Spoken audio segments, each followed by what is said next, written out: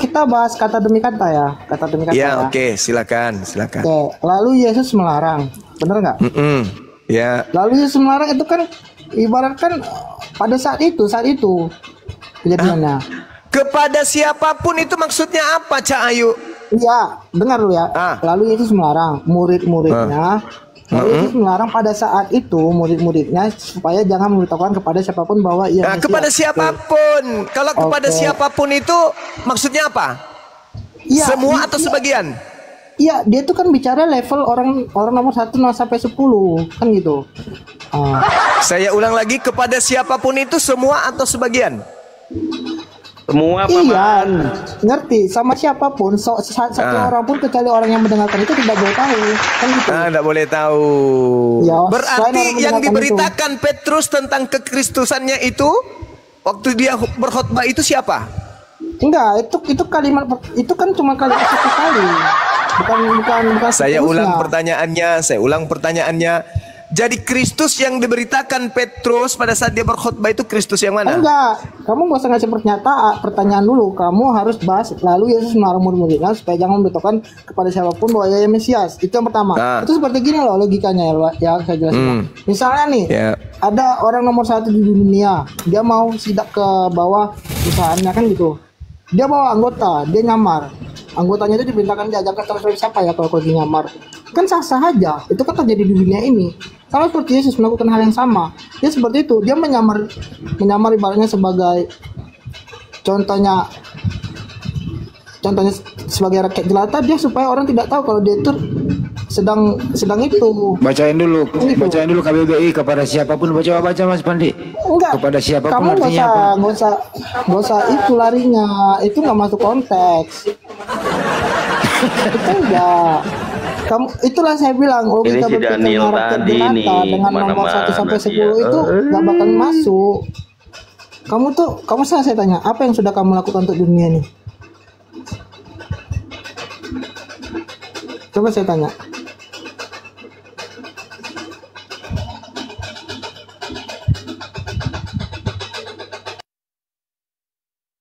Kabur sih. Kabur. Oke, baik, saya lanjutkan dulu tamunya. Bang Polkot, monitor, selamat malam, dibuka mic-nya. Bang Polkot, selamat malam. Bang Polkot, selamat malam. Bang Polkot, Bang Polkot, dibuka mic-nya, Bang.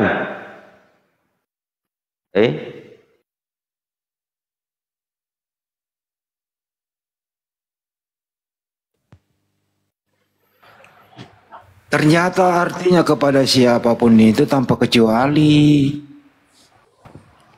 Banyuma tanpa kecuali Banyuma baru saya tahu juga.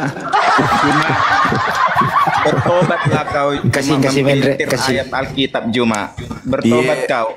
Ada yang tahu kau. Bertobat kau. Tadi kamu bilang kebodohan bagi orang Kristen itu salib itu. Di situ disebut bagi orang yang binasa. Tahu? Dalilnya tadi. Mulutmu tadi yang bilang kan bagi Kristen kan. Tampilkan lagi suruh baca. Mas Pandi. Jangan gitu, santai aja napa. Pelan. Kan mulutmu tadi kan. Pelan-pelan kan aja napa. Kan? Makanya kalian aja. umat pengikut Juma kalau mau nggak usah emosi napa. Widih, open cam dia. Ini boleh ini. Enggak jadi on cam dia, botak. Kalau kalian mau sesat, mau ke neraka silakan ikut si Juma. Ya, memang kuakui. Ya open cam dulu lah, open cam dulu. Kalau berani. Memang kuakui adanya muslim yang baik. Tapi kalau kalian mau muslim yang jahat, radikal, ikut si Juma. Ya open cam dulu lah, biar kita lihat. Tetangga saya ada muslim tapi baik, bukan kayak kalian itu. Suka kembali ke topik aja udah. Pakai topik, mau diskusi pakai topik apa? Tadi aja saya baca apa yang diskusi aja Om ya baik-baik. Tetapi ini saya bacain ya Om ya. Ya 1 Korintus 1 nomor 23 nih Om. Tetapi kami memberitakan Kristus yang disalibkan. Untuk orang-orang Yahudi suatu batu sandungan, dan untuk orang-orang bukan Yahudi suatu kebodohan. Alias Kristen, ayat mulai dari 18. Baca mulai dari ayat 18. Saya yang baca. Baca mulai dari ayat 18. 18-nya Kanda turunkan, Kanda nomor Emang 18. yang Kristen itu disebut. Kristen Dinda, itu disebut. Dinda Tadi Dito. cuma bilang Kristen. Nomor Oh, 18. cuma Saya screenshot lagi. Nomor 18-nya. kamu Biar saya, mempelintir rakyat, datanya mana? Kamu Biar mempelintir saya- rakyat ya, Juma. Apa Kamu berisik mempelintir sekali. rakyat. Jangan ngoceh terus, Bang. Pelintir Apa tadi? apaan? Dalilnya Bang Andi? Udah jelas-jelas non Yahudi berarti 1 Kristen. Korintus kecil. 1:18. Tadi dia bilang Kristen. Mulutnya si Jumat. Kalau bilang non Kristen ya. Yahudi Mulutmu itu ya, Jumat. Kristen, tuyul. Mulutmu Nih. memang mulut binatang, mulutmu itu. Mulut binatang, tahu kau. Mulutmu mulut binatang. Buka tahu? Dinda. Jangan buka, emosi, Dinda, buka. Paman. Mulutmu Jangan mulut emosi, binatang. Jan. Memang kau lahir dari binatang kau. Santai. Biar tahu kau ya. santai. Mulutmu Santai. mulut binatang memang. Kau Santai. lebih Aja dia menghujat, nggak apa-apa, biarin. Santai. dianggap gurunda kau tapi santai. binatang mulutmu. Tadi Gak kamu apa-apa ini Kanda, Bang Zuma. Ya, Gak tidak bagus apa-apa karena saudara kita ini Memang tadi adalah kamu bilang apa, manusia kebodohan bagi orang Kristen, setengah bagi orang Kristen. setengah Udah, jenis dia lebih ini. baik daripada mulutmu, daripada Setengah mulutmu perempuan, mulut setengah laki-laki dia ini. Pecinta laki-laki dia ini, teman-teman. Jadi gini, di sini dikatakan sebab pemberitaan tentang salib memang adalah kebodohan bagi mereka yang akan binasa. Ini saya bacakan nih, ini nomor 18 ini. Sudah banyak Ini 18. Ini 18. yang kamu pelintir. Ini yang ke-18. Ini Baru 18 ini. umatmu umat Sebab pemberitaan tentang salib memang adalah kebodohan bagi mereka yang akan binasa. Tetapi bagi kita yang diselamatkan, pemberitaan itu adalah kekuatan Tuhan.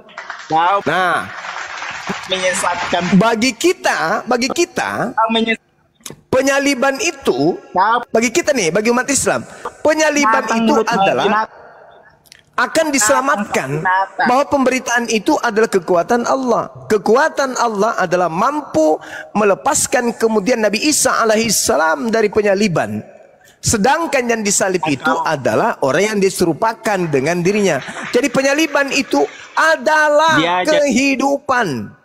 Ya, Kamu diajar memang tuh diselamatkan jadi pemberitaan itu adalah kekuatan Tuhan.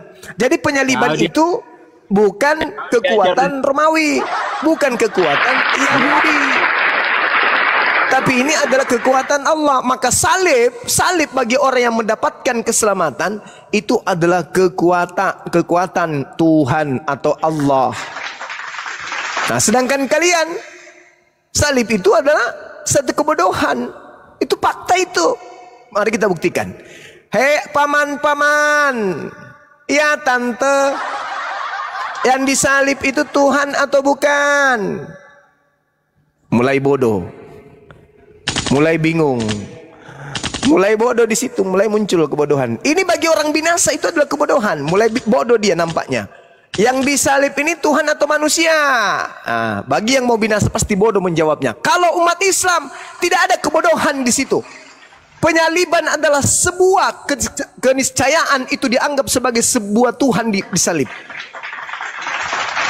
Jadi siapa yang memandang kemudian penyaliban itu nampak terlihat bodoh, maka itulah orang-orang yang binasa. Diulang pertanyaannya, yang digantung disalib di sini Tuhan atau manusia? Mulai bingung, bodoh. Itulah orang-orang binasa. Tapi kalau orang cerdas, siapa yang disalib? Manusia.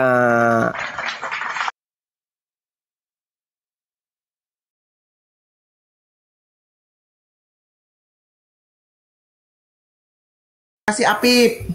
Terima kasih Dokter Reno. Tambah lagi. Topi dokter. Dokter Reno topi. Terima kasih boneka imut. Udah menang aku gini. Apa ini tadi? Jeng.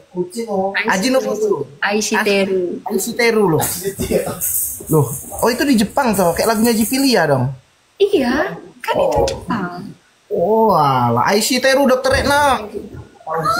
Aisy Teru. Aku ya pasti kalah lah. Orang followernya aja banyak dia, like-nya banyak dia, gila. Belum aja. Nanti kamu ada spender. Ayo, 2 mawar berbeda. Beb, cetak nih, Beb. Nggak ada aku, nggak ada spender. Ayo, satu lagi, guys. Lo kamu sendirian, Jang? Kalau malam sendiri dong, karena kan pasiennya tidur semua juga. Sendiri. Pak, terima kasih. Oh, sampai pagi. Sampai pagi, tapi abis ini tidur aku. Oh, tinggal aja. Kalau nggak ada kendala, tidur lah ya.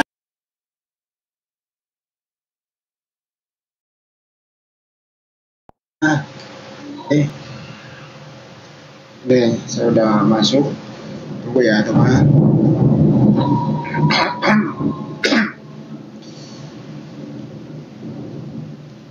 Saya masuk ke sana.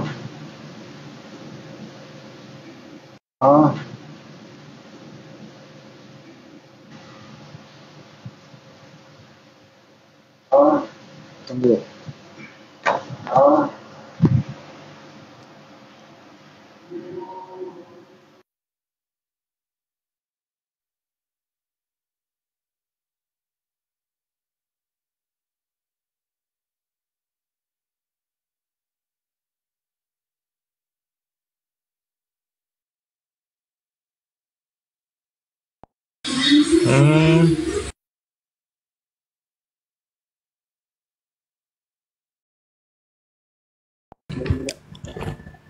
Waalaikumsalam warahmatullahi wabarakatuh.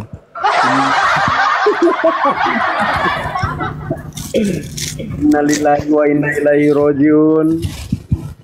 Tumbang lagi komal kita. Teman-teman, tap-tap layarnya dikencangin dulu ya. Tap-tap layarnya dikencangin dulu biar komalnya kuat sembari menunggu Kang Dito dan yang lain, Bang Handi dan yang lain. Kencangkan dulu tap-tap layarnya.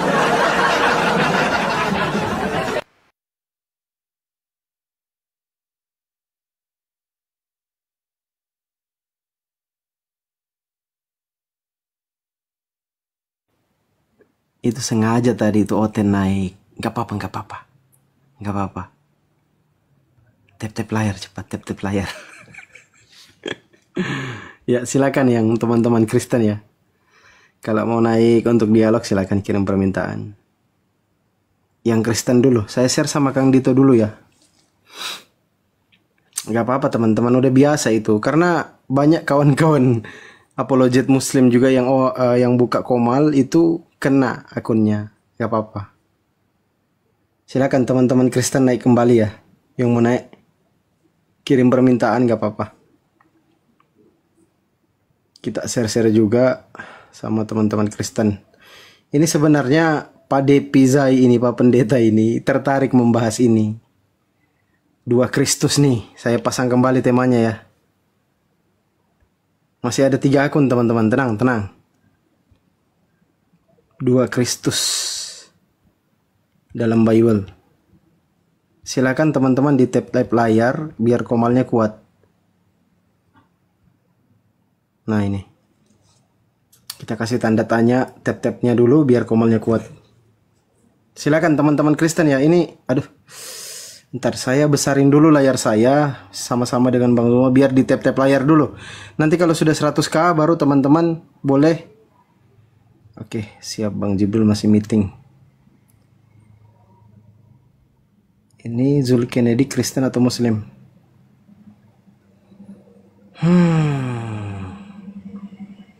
Di tap layar dulu ya teman-teman ya, layarnya biar komalnya kuat. Salam 2 Kristus siap. Bang Zuma on cam. Kenapa Bang Zuma on cam? Gak usah lah. Nanti tambah banyak Oten yang kejang-kejang. Tadi mau live kok tiba-tiba mati tuh yang akun pertama. Parah. Ada melihatnya. Siap. Silakan teman-teman Kristen ya. Kalau mau naik ini kita siapkan teman-teman Kristen itu 6 kursi kayak tadi.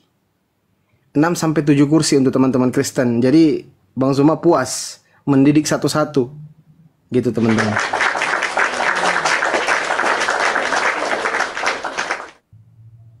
Ayo di tap-tap layar yuk.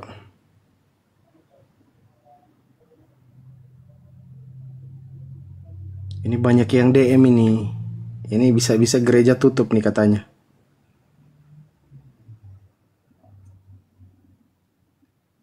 Ini tema ini memang sangat kuat ya teman-teman ya, sangat sentral, sentrumnya. Jadi kencangkan dulu tap-tap layar kita coba naikkan teman-teman Kristen. Silakan teman-teman Kristen, kalau mau naik dialog kirim permintaan.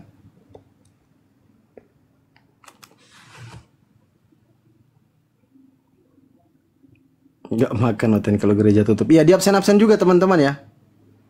Sambil absen juga. Ini Bang Zuma, gimana Bang Zuma? Masih mau nggak ini sama si Depi Zai ini? Dia tertarik karena katanya Erkan nggak menjawab pertanyaan Bang Zuma semalam. Nggak ketemu poinnya. Dia sendiri suruh belajar dulu 100 tahun deh. Siap. Bahkan Kristen sendiri teman-teman ya, dengarkan baik-baik yang dibawa. Kristen sendiri mengatakan bahwa RK itu tidak menyentuh poin apa yang ditanyakan Bang Zuma semalam. Ini Kristen yang bilang ya. Ini ada chatnya Pak Pendeta Depi. Nggak usah saya spill karena nggak enak, jangan sampai beliau malu lagi nonton di bawah. Makanya sambil tap-tap layar biar komalnya kuat. Silakan teman-teman Kristen juga kalau mau naik. Ini saya besarin Bang Zuma, lawannya 1, 2, 3, 4, 5, 6, 7. Boleh 7 Kristen atau 6 sampai 7 Kristen boleh. Hah? Silakan. 7. Kasih naik sekalian 1 karung. Nggak cukup Kak Anda. Coba silakan teman-teman Kristen, coba saya naikkan ya, siapa tahu ada teman-teman Kristen nih. 1 karung kata Bang Zuma. Oke, coba kita cari 1 karung teman-teman Kristen. Ini sebenarnya kalau teman-teman Muslim kompak jangan kirim permintaan, kita bisa tahu teman-teman Kristen yang mana yang minta naik.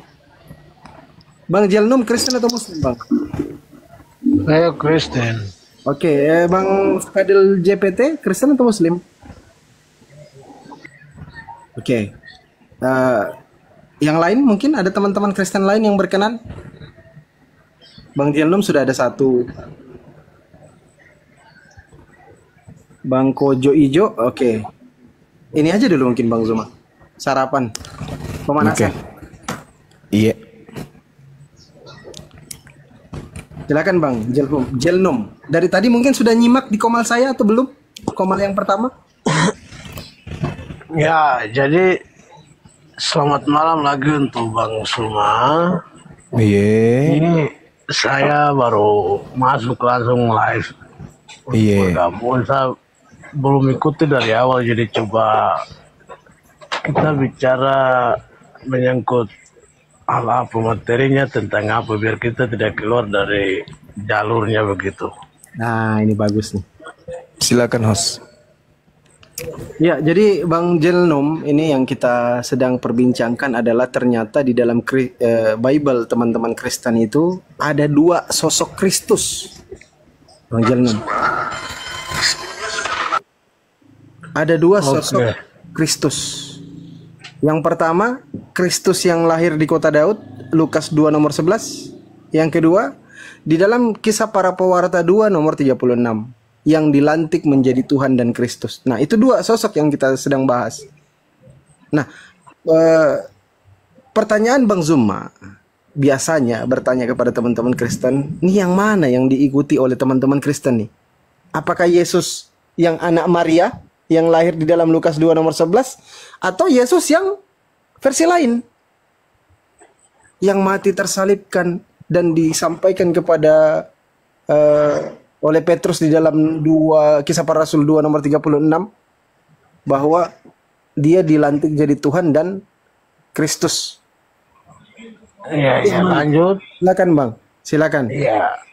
Iya, jadi ini sebelum saya menjawab atau menjawab pertanyaan dari Bang Zuma atau dari temannya Bang Zuma ini, saya mau jelaskan sedikit bahwa di dalam kekristenan itu tidak ada apa Yesus 2, tidak ada. Yesus itu 1. Yesus itu adalah Allah itu sendiri. Allah itu yang disebut dalam Lukas, kelahiran Yesus Kristus itu yang disebut dalam kitab Lukas. Tidak ada Allah lain lagi yang kita menyembah, khusus kita orang Kristen. Jadi ini satu prediksi yang dibuat oleh Abang Suma ini untuk memecah belah kita agama Islam dengan orang Kristen. Begitu. Jadi Abang Suma ini saya dari Papua, saya khusus orang Papua, dengar-dengar Bang Suma punya live ini, Bang Suma hanya bicara seenaknya, padahal Bang Suma ini tidak mengerti. Hanya bicara-bicara saja untuk menyenangkan hati Bang Suma dengan orang-orang yang mengikut Bang Suma. Jadi harus memahami Alkitab dengan baik, baru berbicara begitu. Jangan bicara sembarangan. Begitu, oke.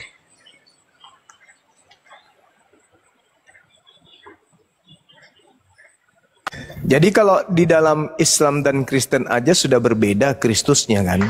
Itu aja dulu.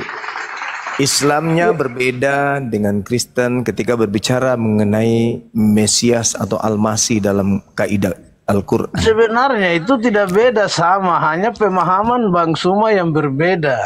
Bang Suma punya pemahaman yang berbeda. Di dalam Al-Quran jelas-jelas Nabi Muhammad mengatakan bahwa Allah yang harus kalian menyembah itu adalah Yesus yang dilahirkan oleh Bunda Maria. Itu sudah jelas, tidak bisa tidak. Jadi tidak boleh Bang Suma mau keluar dari jalur itu, tidak bisa. Ketika kita ikut Bang Suma live itu, Bang Suma selalu menjatuhkan, bicara setinggi-tinggi langit, tapi Bang Suma tidak pernah memahami apa itu dari perkataan Yesus. Terus? Jadi iya, itu tidak memahami, jadi selalu berkuar-kuar di dalam live ini tapi tidak mengerti. Itu intinya itu. Menurut Yesus akan datang Kristus palsu, betul? Tidak ada kata palsu. Yesus itu adalah Allah yang hidup, yang menyerupai sebagai Yesus. Itu Allah yang hidup. Tidak ada kata bilang itu palsu. Yang palsu adalah kau. Yesus berkata, waspadalah kepada Kristus palsu yang datang kepadamu dengan memakai nama. Kristus palsu yang dimaksud dalam Alkitab itu adalah kalian-kalian ini yang membuat hal-hal yang tidak baik bagi umat di bumi pada saat ini. Kalian ini mulai ngaco. Bang, kalau makan jangan dimasukkan makanannya lewat anus, lewat mulut. Ini akibatnya. Yesus berkata, Bang, di dalam Matius 24. Tuh. Iya, baca. Waspadalah supaya jangan ada orang yang menyesatkan kamu. Sebab banyak orang akan datang dengan memakai namaku dan berkata, akulah Mesias. Ya. Dan mereka akan menyesatkan banyak orang. Jadi itu perumpamaan yang dikatakan Yesus pada saat itu bagi. Kok jadi perumpamaan? Itu dalam Alkitab itu perumpamaan. Kenapa jadi perumpamaan? Nabi palsu adalah kalian itu. Kau itu yang nabi palsu karena membuat hal yang tidak bagus. Beritakan kenapa jadi perumpamaan? Apa yang tidak sesuai. Sudah tertulis jelas kok kalian menambah mengurang. Inilah nabi palsu yang dimaksud oleh Yesus. Itulah nabi palsu. Kami datang kepada murid Yesus di abad pertama gitu. Sekarang saya tanya kembali untuk Abang Suma dulu. Dalam perjalanan kekristenan dengan Islam mana yang duluan? Duluan, karena yang datang kepada murid Yesus itu Kristen sebagai penyesat. Jawab dulu. Kristen yang lebih dulu dong. Ini yang kalian tidak pernah mengakui hal ini. Kristen lebih dulu, toples. Kau yang toples. Dulu datang kepada murid Yesus, kalianlah itu. Kau itu yang penyesat. Kami tidak datang kepada Paulus, kepada murid Yesus. Paulus itu bukan Yesus, Paulus itu utusan Yesus. Iya, utusan Kristus, penyesat. Udah, kami udah tahu itu. Penyesat. Kau sekarang penyesat bagi umat Islam. Anda harus tahu dalilnya dulu. Murid Yesus berkata kepada muridnya, Bani Israel, agar waspada kepada penyesat yang datang kepada muridnya abad pertama. Begitu Cak Ayu. Kenapa sekarang jadinya kita? Jadi kami yang penyesat. Kan yang penyesat itu yang datang di abad pertama, datang kepada murid Yesus. Begitu toples. Memang kalau Yesus ngomong apa itu Bang Zuma? Kalau pakai sinden kayak mana itu? Waspadalah kepada penyesat yang datang kepadamu memakai namaku dan berkata, akulah Kristus. Toples.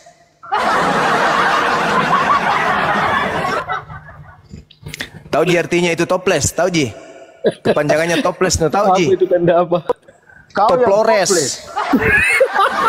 Kau yang toples, kau berkoar-koar di situ. Kami di Papua, kami kalau dapat kau tidak ada apa-apa. Waduh aja. Berkoar-koar dengan agama orang, kitab orang, kalian punya saya tidak mengerti, baca tidak mengerti. Waduh aja. Aku cinta.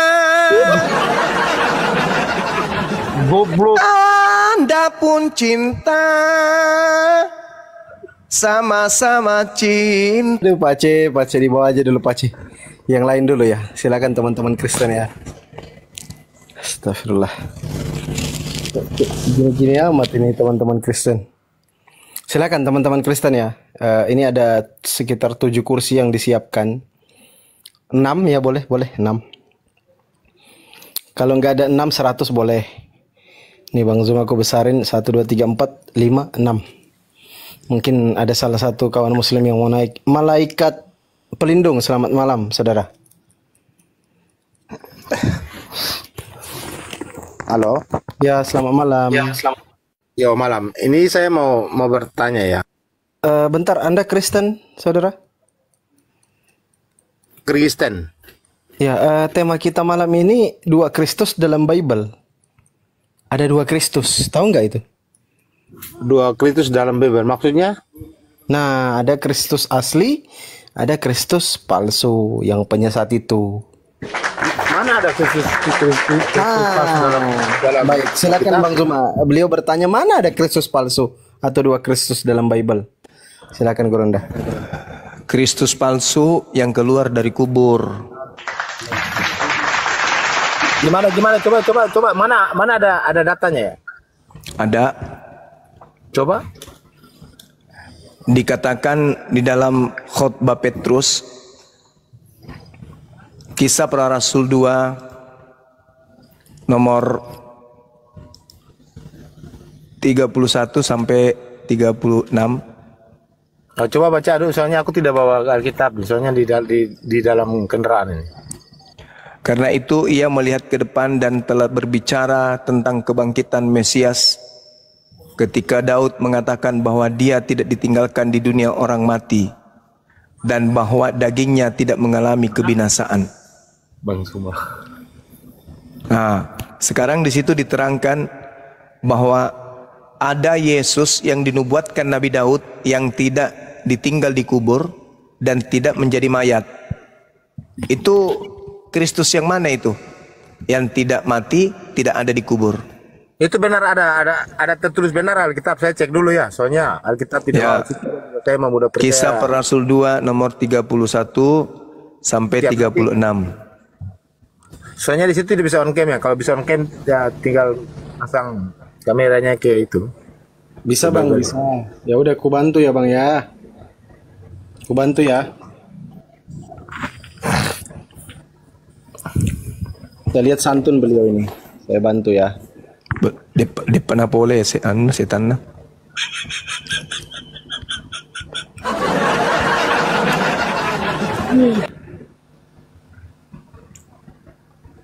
Udah bisa dibuka Bang di handphone kawannya kali. Kalau bisa dibuka silakan dibuka, kalau enggak aku bantuin. Nih. Kisah para pewarta 2 nomor 6. Karena itu ia telah melihat ke depan dan telah berbicara tentang kebangkitan Mesias atau Kristus.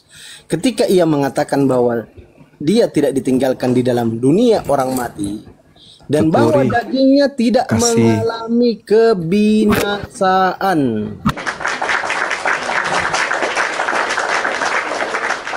Jadi kata kisah para pewarta 2 nomor 31 ini Bang, dagingnya itu tidak mengalami kebinasaan atau enggak mati. Oke siap. Ini oke. Ini benar ya, ada datanya. Oke, saya mau tanya sesuatu tentang Islam bisa nggak? Ini temanya diselesaikan dulu Bang. Ya, aku mengakui memang ada itu udah terbukti datanya kan. Oke, sekarang aku mau tanya tentang Islam sedikit boleh? Boleh, silakan. Oke, kenapa sih setiap kali orang Kristen beribadah harus dikasih stop, dikasih bubar itu? Apakah ajaran Islam seperti itu atau gimana sih? Yang benar itu adalah setiap kali para ulama memimpin dan mendirikan pesantren itu dibubarkan dan dibom habis tentara-tentara yang menggunakan atribut Kristen. Para ulama ada di mana? Sebelum Islam mengusir mereka dari tanah air. Para ulama dibunuh, masjid-masjid dibakar, pesantren digulung semua. Siapa mereka? Mereka yang mengatakan diri mereka anak-anak Tuhan. Agamanya apa? Kristen. Tempat ibadahnya gereja. Siapa yang mereka sembah? Yesus. Tapi saya selama hidup tidak pernah dengar kok. Karena Anda cuma cucunya, cucu dari pembantu penjajah tersebut. Anda tidak hadir pada saat itu. Jadi maksud dari apa? Dari kasih stop atau bom sini itu Islam balas dendam kepada umat Kristen. Oh, bukan balas dendam itu. Itu hanya satu bunyi kentut. Dari sekian banyaknya, dengar, dari sekian banyaknya bom yang diledakkan oleh anak-anak Kristus. Di Makassar ini, tunggu, di Makassar ini ada korban 40.000 jiwa, satu kubur, satu lubang. Pelakunya Kristen. Tolong tunjukkan di mana ada 40.000 jiwa orang Kristen dikubur, pelakunya Islam. Korban 40.000 jiwa, 100% umat Islam di dalam satu lubang. Yang mematikannya adalah anak-anak Kristus. Sebaliknya saya minta jangan 40.000 jiwa. 10 orang atau 9 atau 8 atau 7 atau 6 atau 5 atau 1 yang dilakukan oleh orang Kristen mengatasnamakan Al-Quran. Kamu bisa mengatakan sekarang Kristen itu terzalimi, bisa. Kenapa? Karena kamu hidup di mayoritas Islam. Kamu merasa, oh kami ini apa? Andai coba kalian yang mayoritas di Nusantara ini, masihkah anak-anak kami bisa berjalan dengan tenang ke masjid? Andai kalian yang duduk menjadi 01, 02, 03 di negara ini, apakah masih bisa didengarkan toa di masjid membacakan Al-Quran?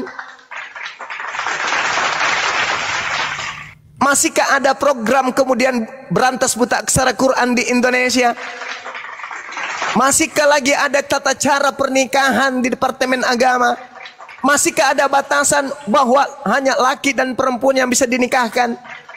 Kalau kalian yang mayoritas di Nusantara ini, kami umat Islam sudah bisa membayangkan seperti apa Nusantara ini kalian buat.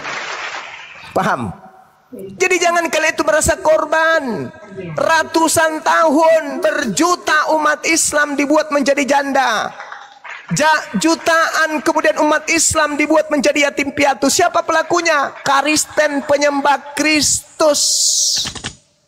Jadi jangan sok cantik. Di mana-mana kami mau ibadah dilarang. Di mana-mana datanya tidak ada itu hoax saja. Nenekmu kiper hoax gimana nenekmu kiper? 350 tahun tercatat dengan sejarah tinta darah. Nusantara ini di bumi hanguskan oleh penjajah yang beragama Kristen. Sampai sini paham?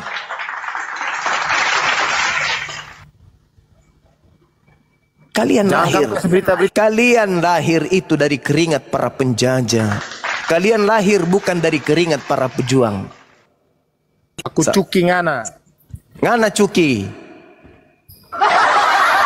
Saya ulang lagi, kalian lahir dari keringat para penjajah, kami hadir dari keringat para pejuang. Masih mau kau datang besok? Marah dia. Santai bro, santai. Jangan emosi. Bang Suma ini senggol dong.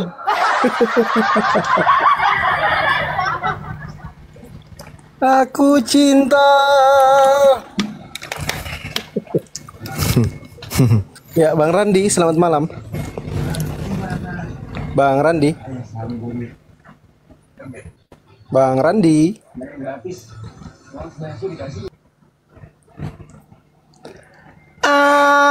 Aku cinta tertatang datang dan kamu pun cinta tertatang dung dang dung dung.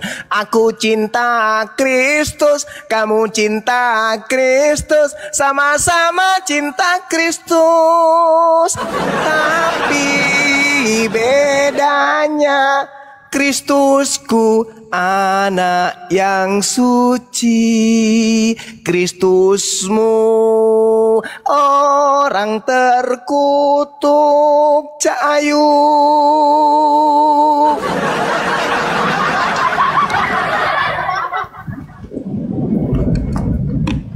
Oke, Bang Chey, selamat malam. Kristen Muslim, Bang. Selamat malam. Ya, Kristen brother. Oh, Muslim, izin saya turunkan ya. Waalaikumsalam. Ya, Waalaikumsalam warahmatullahi Mari kita naikkan wabarakatuh. teman-teman Kristen Bang Chey ya. Makasih banyak Bang ya. Iya. Nah, silakan teman-teman Kristen kirim permintaan. Ini sebelum Bang Zuma nyinden coba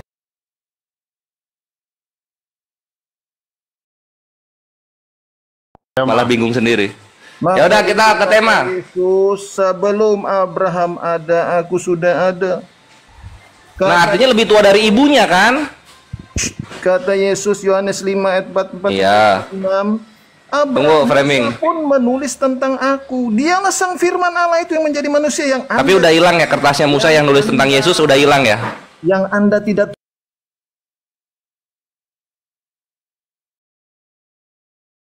Bang Tony.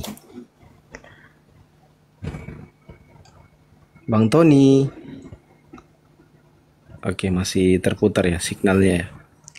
Silakan teman-teman Kristen nih, ada beberapa kursi disiapkan untuk teman-teman Kristen biar bisa belajar, biar bisa memahami.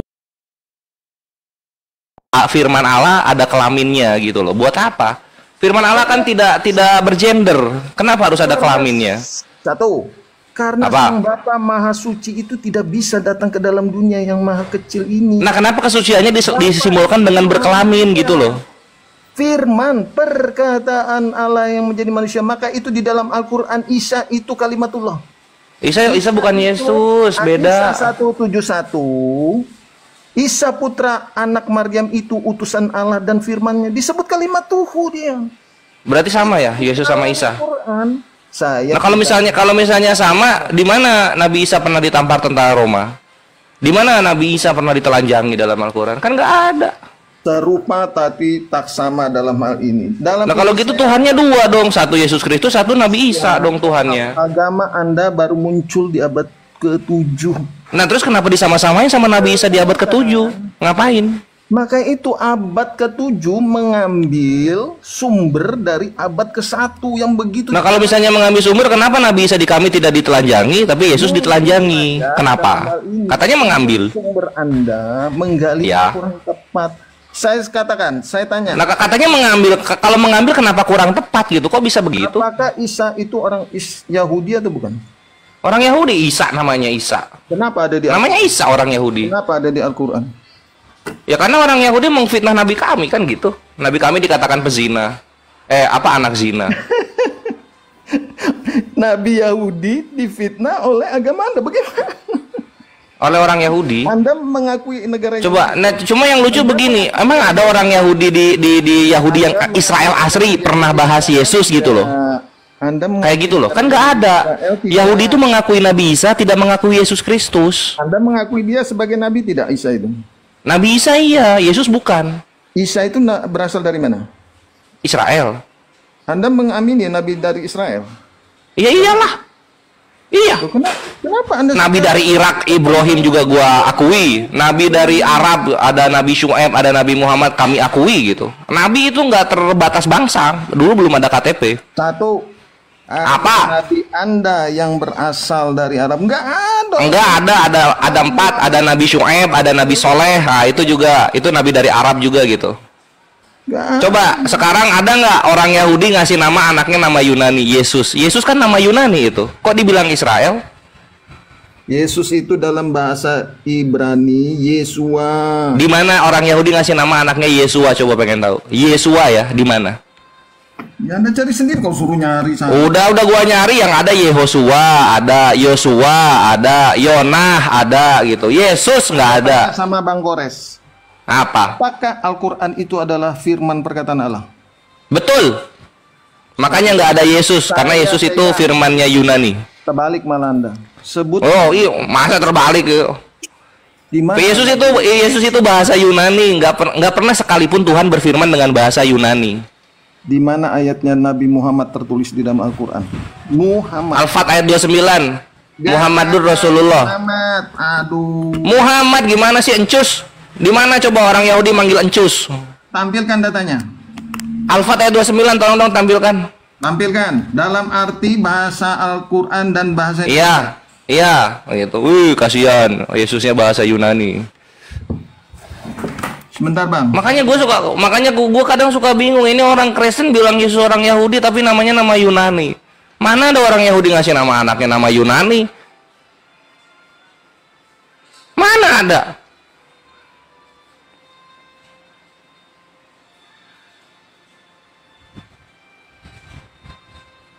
Itu yang agak gue bingung gitu. Belum nama ibunya siapa nama ibunya? Maria ya, Maria. Maria kan nama Portugal, bre. Kok bisa-bisanya orang Israel punya anak namanya nama Portugal, punya cucu namanya nama Yunani gitu. Apa ini aja? Bursa transfer. Naturalisasi. Gitu loh Yosua. Wah. Oke, Kemana dia? Aku mau nanya Anda percaya Taurat dan Injil tidak? Aduh. Percaya, kalian nggak punya, kalian punya Kejadian sama Lukas. Kejadian sama Lukas kan bukan Taurat dan Injil itu. Tanya Bang siapa ini? Bang Bang Gores ya. Oke, Bang Gores. Sukijat. Oke. Iya nggak? Oke, selamat malam Bang Gores. Selamat malam, Bre Yosua. Tadi di dalam Quran surat 2 Al-Baqarah 176, Al-Quran itu membenarkan Taurat dan Injil itu berisi kebenaran. Sini sebentar. Betul. Ya. Sebentar ya. Gores, sebentar. Oh ya. Di Quran surat 3 Ali Imran ayat 3 membenarkan Taurat dan Injil. Quran surat 2 Al-Baqarah 41 supaya Taurat dan Injil supaya diimani. Quran surat 5 Al-Maidah 44 Taurat adalah petunjuk dan cahaya. Taurat bukan Kejadian, Keluaran, Imamat, Bilangan, Ulangan. Enak aja lu. Taurat itu penyanyi siapa? Penyanyi Allah. Taurat itu punya Allah. Ditunjukkan untuk bangsa mana? Bangsa Israel. Kenapa Al-Quran membenarkan dan mengimani Taurat yang ditujukan kepada bangsa Israel? Kan dari Allah. Kan dari Allah. Anda orang mana? Orang Indonesia. Nabi Anda orang mana? Orang Arab. Ya jauh berarti ya. Gak masuk. Jauh-jauh lah. Kan dunia. Islam kan konteksnya dunia. Oke, sekarang saya tanya lagi. Oke. Apalagi ayo. Gitu. Pokoknya Yosua, legal standing gua, posisi keras gua adalah garis keras. Gua menentang kitab Kejadian itu kitab Taurat, gua menentang kitab Lukas itu kitab Injil. Gitu. Menentang maksudnya gimana? Gua menentang kalau misalnya ada orang Kristen bilang Kejadian itu kitab Taurat, bukan itu. Itu kitab Kejadian ya Kejadian, bukan Taurat. Ya, perjanjian lama itu kan ditulis dalam bahasa Ibrani, Bang. Punyanya sejarah-sejarah Nabi orang Yahudi. Nggak ada hubungannya. Mau bahasa Ibrani kayak mau bahasa Aram kayak itu kitab Kejadian, bukan Taurat itu. Tuhan tuh nggak pernah bilang itu kitab Taurat adalah kitab Kejadian, kitab Imamat, itu nggak pernah. Bang Kores. Jadi, apa? Di Quran surat 19 Maryam 17, kami mengutus roh kami kepadanya, maka ia menjelma di hadapannya menjadi manusia yang sempurna. Di An-Nisa 171, Isa anak Maryam itu utusan Allah dan firman-Nya, Isa ibnu Maryam Rasulullah wa kalimatuhu. Di alasan kalimatuhu itu kalimat Allah. Iya, di Al-Araf ayat 194. Sebentar, Bang Kores. Apakah kalimat Allah itu adalah Allah juga? Bukan. Oke, sebentar saya catat. Mantap. Bukan. Oke ya, dengar ya teman-teman ya. Kalimat Allah bukan berasal dari Allah. Berasal iya. Berasal. Tapi kalau kalimat Tuhan itu adalah Tuhan itu sendiri ya bukan. Apakah Allah itu mempunyai kalimat? Punya. Punya. Ayo. Kalimat Allah itu bukan berasal dari bukan Allah. Bukan. Apakah Allah itu mempunyai kalimat? Punya. Apakah Bang Kores mempunyai kalimat? Punya. Apakah kalimat Bang Kores adalah Bang Kores? Bukan. Bukan, saudara-saudara. Tepuk tangan. Apakah Yosua punya mobil? Ada mobil saya ada. Oke, apakah Yosua adalah mobil? Iya. Itu kan benda mati, Bang, beda. Punya roh. Emang kalimat bukan? Emang di mana kalimat ada rohnya tuh di mana coba? Kalimat juga benda mati loh. Di mana kalimat ada rohnya? Di mana coba? Kores di Quran surat 1. Yosua mobil ya, Yosua ya. Yosua mobil.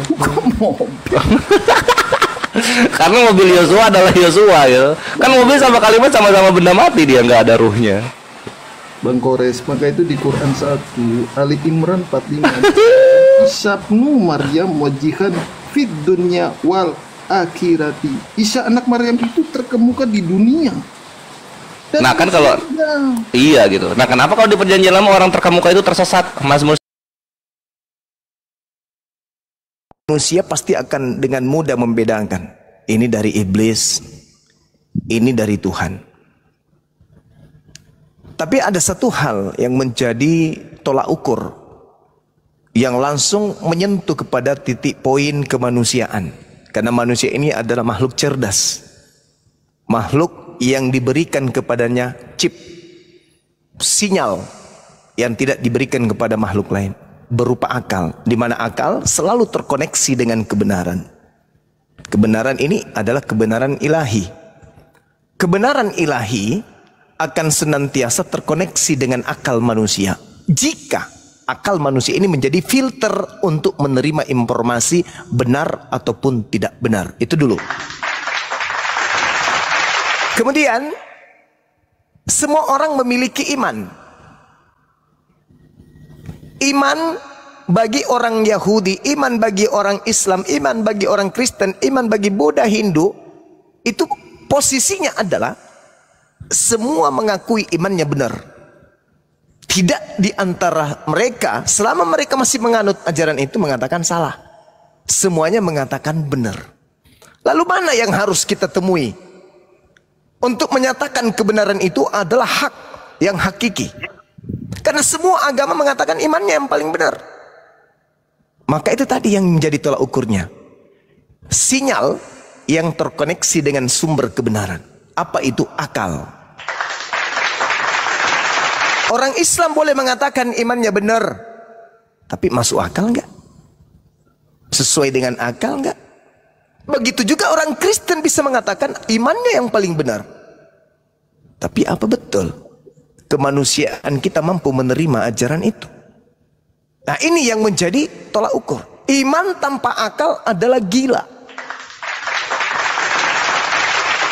Orang boleh-boleh saja beriman dan mengatakan agamaku yang paling benar. Boleh.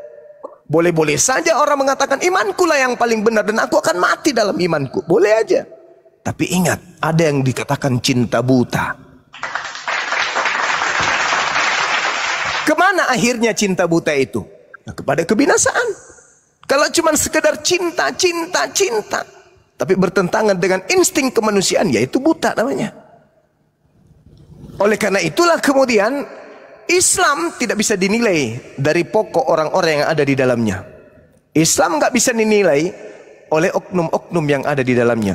Islam dinilai dari kitab sucinya. Begitu juga Kristen.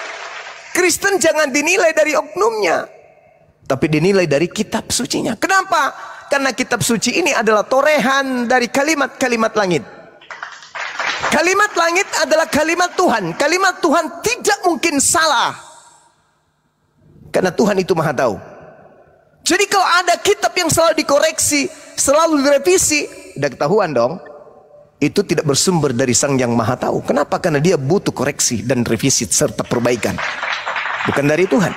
Yang disebut firman Tuhan, firman Dia yang Maha Mengetahui, tidak mungkin ada kesalahan, tidak mungkin ada koreksi, tidak mungkin ada revisi. Kenapa?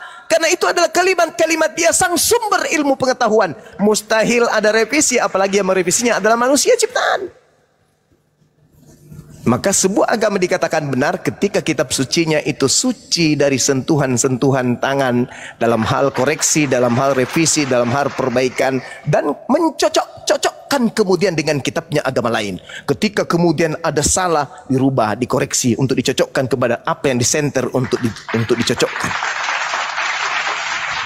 Jangankan manusia, iblis pun bisa terbit, bisa muncul, menampakkan diri seperti malaikat terang. Tetapi apa tolak ukurnya untuk mengatakan ini iblis, ini malaikat? Tolak ukurnya tentu ajarannya. Ajarannya sumbernya dari mana? Dari kitabnya yang dianggap suci. Maka yang kita pertaruhkan di sini adalah hakikat kebenaran yang dilahirkan oleh cakupan Al-Quran dan hakikat kebenaran yang dilahirkan oleh cakupan Bible. Sederhana bukan? Karena semua mulut bisa berkata agamaku yang paling benar. Semua mulut, semua bisa mengucapkan kami ajaran kasih, kami ajaran kasih sayang, kami. Tapi implementasi itu apakah bersumber dari sang sumber? Atau itu hanya pola yang digariskan dalam goresan-goresan catatan harian orang-orang yang kita tidak kenal? Kalau Al-Quran buka diri, wahai manusia, berkumpullah kalian dengan apa yang kamu punya, kekuatan yang apapun yang kalian punya. Uji Al-Quran ini. Kalau dia bukan dari pencipta langit dan bumi, pasti engkau akan menemukan kesalahan di dalamnya. Beranikah Bible mengucapkan kata yang sama? Wahai manusia, ujilah Bible. Kalau kamu menemukan kesalahan di dalamnya, maka tentu ini bukan dari Tuhan. Beranikah Bible mengucapkan kata itu? Hari demi hari, lembaran Bible, baru dibuka lembaran pertama, sudah nampak kesalahan yang tidak rasional. Halaman pertama sudah tidak rasional. Ada siang dan malam, sumbernya belum tercipta, yaitu matahari. Bisa diterima oleh akal? Tidak bisa. Maka itu tertolak bagi orang-orang yang berakal. Tapi orang yang cinta buta, apapun diambat. Nah ini, karena iblis itu pintar sekali kemudian mengolah data, mengolah penyampaian, menolak bisikan, sehingga dia berhasil. Iblis tidak dikatakan kemudian iblis kalau dia tidak menyesatkan. Penyesatan tidak disebut sebagai unsur iblis kalau penyesatan itu tidak meratakan orang-orang yang tidak berakal untuk menjadi pengikutnya. Sederhana. Bahwa tolak kebenaran itu kembali kepada kitab suci masing-masing. Kristen mengatakan kami orang benar, kami anak-anak Tuhan, kami kasih. Oke, silakan. Tapi dasar kekristenan ini ditopang oleh apa? Bible. Kita uji Bible-nya.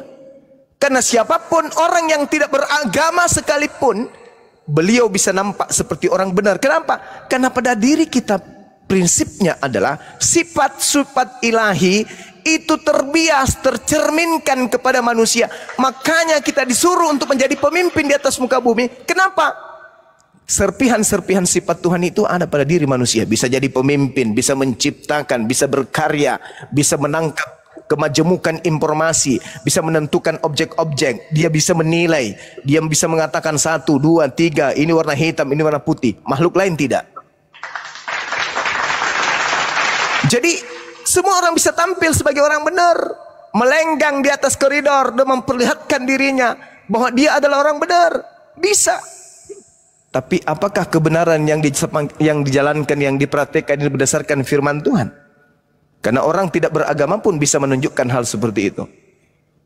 Ya, karena sekali lagi saya katakan bahwa kebenaran sebuah agama bukan dilihat bagaimana santunnya orang berbicara, bukan dilihat bagaimana orang itu bermanis ria. Kebenaran sebuah agama ditorehkan oleh kitab sucinya. Saya kira begitu. Sederhananya begitu. Silakan.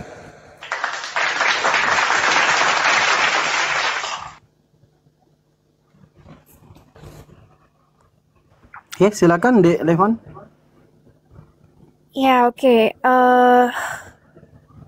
Memang kita sebagai manusia di dunia ini, memang kita terekspos ya dengan berbagai macam kitab-kitab dari berbagai macam agama, dan di dalam agama itu pun juga terdapat berbagai varian aliran ya. Artinya dalam satu agama punya juga ajaran dogma yang berbeda-beda. Saya apresiasi Bang Zuma menceritakan tentang bagaimana manusia harus berakal. Dan saya rasa ini ada unsur kebenarannya. Karena memang benar, serpihan-serpihan ilahian Tuhan itu memang ada pada diri manusia sebenarnya. Contoh, semua manusia ingin disayangi dan semua manusia ingin menyayangi. Cuma caranya itu seringkali yang tidak tahu atau tidak mampu dipraktekkan. Contoh, kita ambil fakta sederhana. Ketika kita punya konflik dengan teman atau keluarga, mampukah kita memaafkan, saling memaafkan dengan benar-benar memaafkan? Ucapannya terdengarnya gampang ya, tapi dalam realita kita melihat bagaimana banyak kasus di hukum di sana ya, di penjara sekalipun itu sebenarnya konflik karena tidak mampu memaafkan, gara-gara tersinggung atau apa dan melakukan hal-hal yang jahat. Jadi kita backtrack tadi yang aku bilang ya, akal sehat manusia yang juga punya serpihan unsur keilahian Tuhan. Fakta yang paling dominan adalah kita sebagai semua manusia ingin menyayangi dan ingin disayangi. Namun kenapa nyatanya di dunia ini di penjara ya, itu pastinya di dalam sana itu semua orang campur aduk, berbagai agama apapun aku percaya itu ada di dalam sana yang terlibat dalam perbuatan kejahatan yang basically mereka seperti itu karena tidak bisa memaafkan. Kalau bisa memaafkan ya harusnya damai, nggak perlu harus terjatuh dalam sebuah Levan, izin bentar ya. Saya kalau bisa saya sapa dulu, kebetulan ada beberapa teman Kristen. Ini kita kan buka komal untuk dialog, untuk diskusi, untuk menguji kebenaran yang disampaikan oleh pihak manapun, termasuk Adik Levan. Kalau Adik Levan misalkan punya kebenaran yang mau disampaikan, mari di sini kita uji dengan dasar iman, yaitu kitab suci. Sebelumnya saya izin sapa dulu, mungkin ada teman-teman Kristen di atas ini yang mau dialog, biar bisa kita kembali ke topik, ke tema. Gimana? Boleh kan? Benar. Assalamualaikum, Cep. Waalaikumsalam. Dulu Bang Owen, selamat malam. Bang Owen Kristen ya? Silakan dibuka mute-nya Bang Owen. Ya, selamat malam Kristen. Siap, selamat malam. Salam kenal, salam toleransi Bang ya. Bang Rostrom, selamat malam. Apa kabar? Selamat malam, kabar baik. Terima kasih sudah dinaikin. Baik, Bang Rostrom, baik. Oke, ada Bang Jose, Kristen atau Muslim Bang Jose? Saya kebetulan Katolik saya. Siap, Pak Jose izin di mute dulu ya. Nanti sebentar kalau teman-teman dikasih kesempatan untuk ngomong boleh ngomong. Bang Soid monitor ini. Silakan Bang Soid. Lanjut dulu bang. Bentar lagi 3 menit lagi bang ya. Lagi ada apa bentar bang ya. Mute aja lah ya. Ya, jadi untuk teman-teman Kristen nih ada kan 1, 2, 3 ada 5 orang teman-teman Kristen. Mari kita uji. Kita kan kebetulan lagi buka tema nih 2 Kristus dalam Bible. Teman-teman Kristen udah pernah nggak pelajari ini? Tema ini. Ada 2 Kristus di dalam Bible. Kalau butuh pemaparan nanti biar bisa dijelaskan secara rinci, secara gamblang oleh guru kita Bang Zuma. Nanti teman-teman Kristen menyimak, setelah disimak ditanggapin aja ya. Bang, kamu dulu. Nanti setelah dijelaskan teman-teman Kristen disanggah atau ditanggapi. Silakan mungkin Bang Zuma untuk menerangkan. Iya, baik. Jadi kalau di Islam nih ya, di Islam standarisasi agama itu dari Yahudi, habis itu Nasrani. Yahudi pengikut Nabi Musa alaihissalam, Nasrani pengikut Nabi Isa alaihissalam. Kemudian ada Kristen. Kristen ini yang berasal dari pengajaran Paulus berdasarkan Kisah Para Rasul 24 nomor 5. Yesus di mana posisinya? Yesus sendiri adalah menurut pengakuannya di dalam Matius 15 nomor 24 seorang nabi rasul yang diutus kepada Bani Israel. Diutus kepada Bani Israel tok di dalam Matius 15:25 itu. Aku diutus hanya kepada domba yang sesat dari umat Israel. Ya, 15:24. Nah, kemudian ada juga Kristus yang meminta supaya seluruh bangsa menjadi pengikutnya. Dari sini muncul kemudian kedewasaan berpikir, pemahaman bahwasanya Yesus yang tadi hanya untuk Bani Israel tok saja, sedangkan Yesus yang keluar dari kubur ini minta agar seluruh manusia menjadi pengikutnya. Untuk apa pengikut ini? Kenapa harus manusia mengikuti dia? Ternyata manusia diminta untuk menuhankan dirinya. Sedangkan Yesus yang diutus kepada Bani Israel mengajarkan pengikutnya menyembah kepada dia yang telah mengutus dirinya turun ke bumi, bukan menyembah dirinya. Jadi dua pengajaran yang memiliki sudut pandang yang berbeda dan juga kedudukan yang berbeda. Yesusnya hanya untuk Bani Israel, Yesusnya mengajarkan menyembah kepada Tuhannya Nabi Musa. Sedangkan Kristus yang datang mencari pengikut, mengajarkan kemudian dirinya melalui nabinya, yaitu Paulus, agar orang-orang menyembah kepada Kristus yang keluar dari kubur ini. Itu yang pertama. Yang kedua, Yesus anak Maria. Maria manusia, tentu yang dilahirkan juga manusia.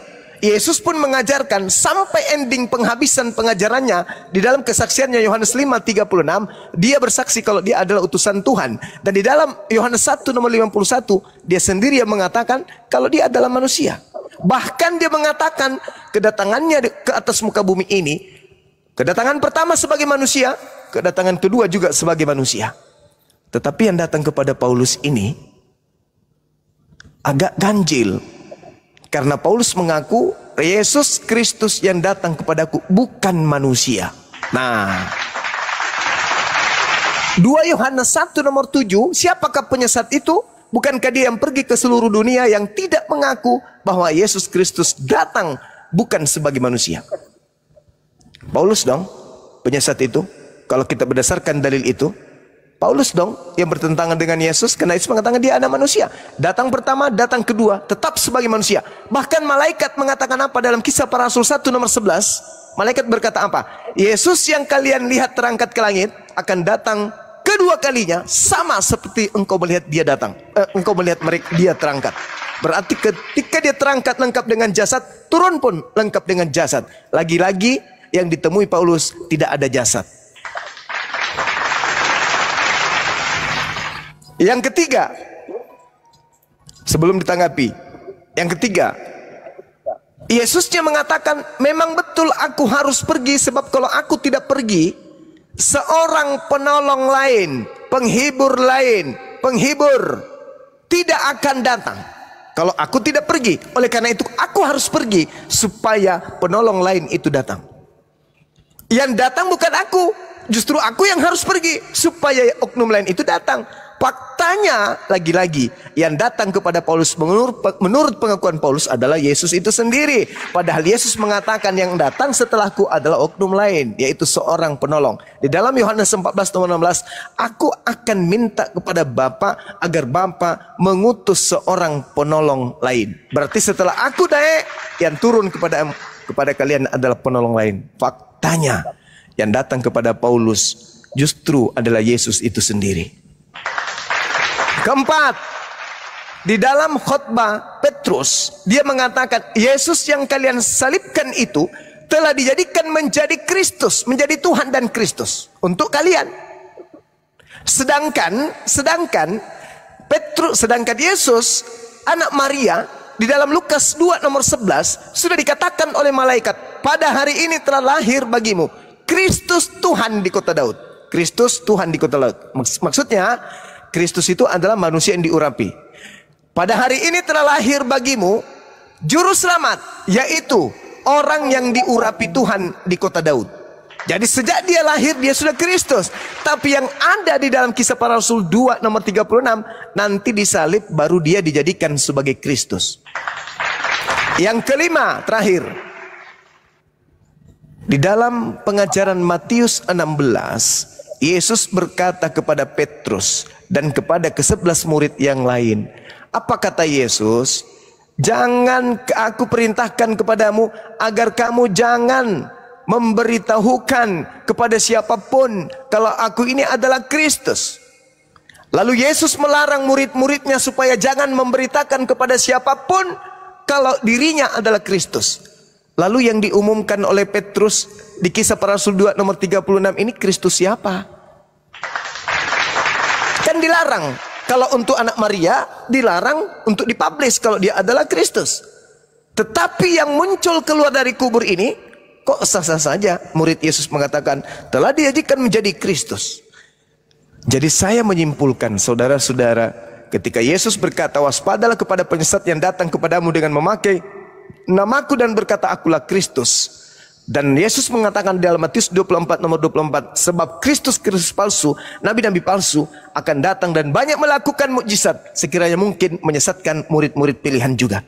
Saya menyimpulkan bahwa itu sudah tergenapi. Nasihat Yesus kepada muridnya agar waspada kepada Kristus palsu itu tergenapi dengan adanya Kristus yang datang kepada Paulus, Kristus yang keluar dari kubur, dan Kristus yang mengaku sebagai bintang timur di Pulau Patmos. Akulah Yesus, bintang timur gilang gemilang. Karena di dalam Yesaya 14 nomor 12, 13, 14, 15 di situ dikatakan iblis naik ke langit ingin menyamai Tuhan, ingin menyeterai Tuhan, tetapi kemudian Tuhan mengatakan sebaliknya, engkau akan kulemparkan ke dalam dunia orang mati alias kubur. Berarti iblisnya yang mengaku Helal bin Zakar, bintang timur itu dilemparkan ke dalam dunia orang mati. Nah, yang keluar dari dunia orang mati ini justru di Pulau Patmos mengaku akulah Yesus sang bintang timur gilang gemilang. Siapa bintang timur? Siapa Helal bin Zakar? Lucifer. Siapa Lucifer itu? Iblis. Berarti yang datang ke Pulau Patmos, yang datang kepada Paulus, yang datang kepada Ananias, yang datang kepada Petrus ketika keluar dari kubur yang digelari Kristus itu, itulah Kristus palsu yang Yesus nubuatkan. Saya kira demikian, maaf kepanjangan, silakan Anda simpulkan dan Anda tanggapi. Oke, silakan teman-teman Kristen, mungkin dari Levan mau mulai duluan, silakan Dek. Ya, maaf ya, poinnya banyak. Aku coba ingat ya, tapi yang aku tangkap itu adalah ini kita mau mengkaji Kristus yang asli versus Kristus yang palsu. Namun kita baca di Alkitab ya, bahwa tertulis di dalam Alkitab bahwa akan muncul banyak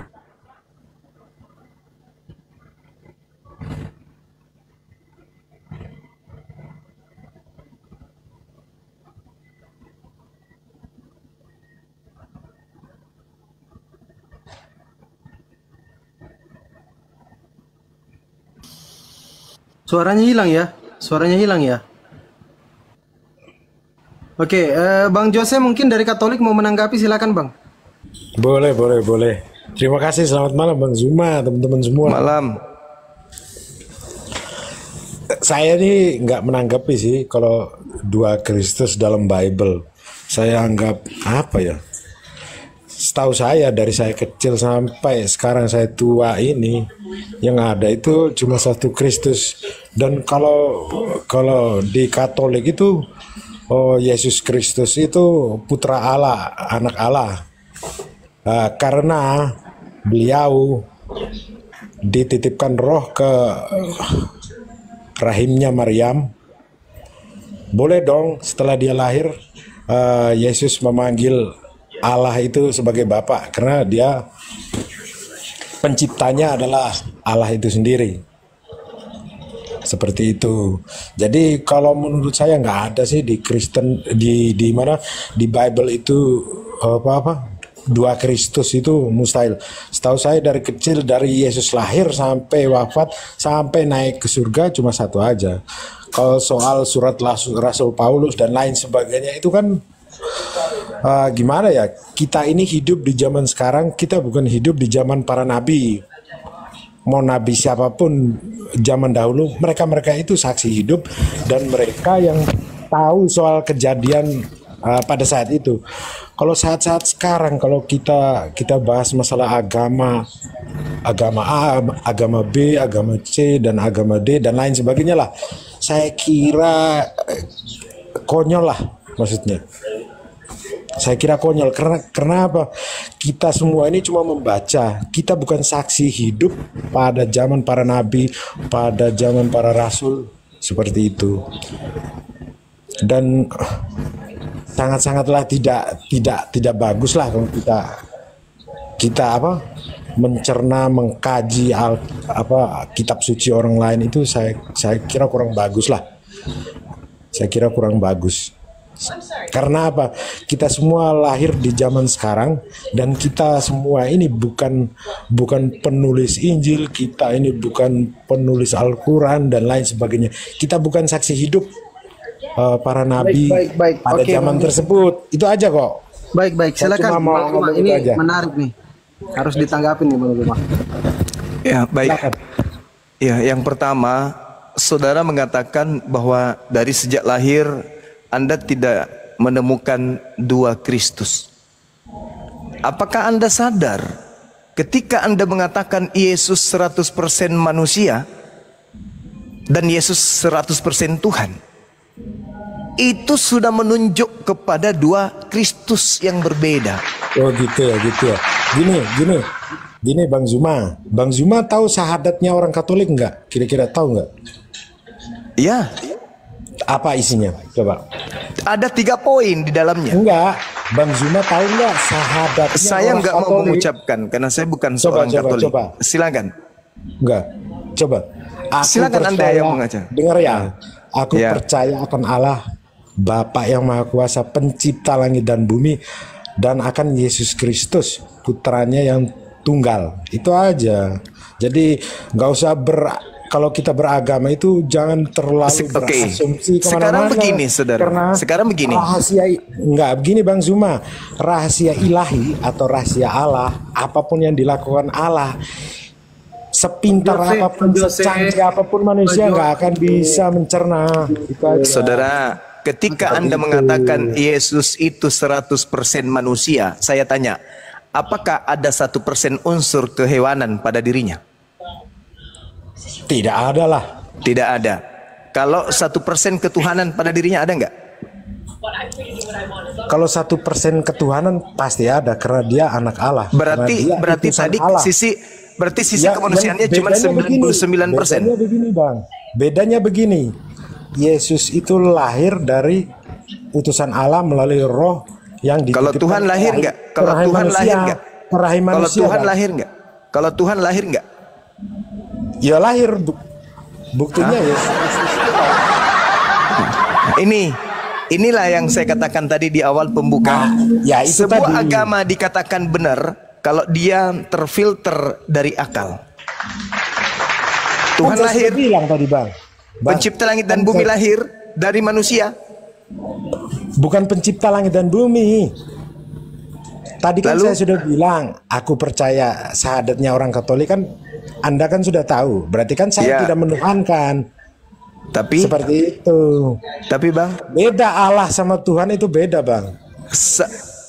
Begini saudara, perlu digarisbawahi, Allah, Tuhan, bos dan lain sebagainya itu beda. Jadi Anda mengakui bahwa Yesus ini adalah manusia saja. Yesus terlahir sebagai manusia yang dari roh.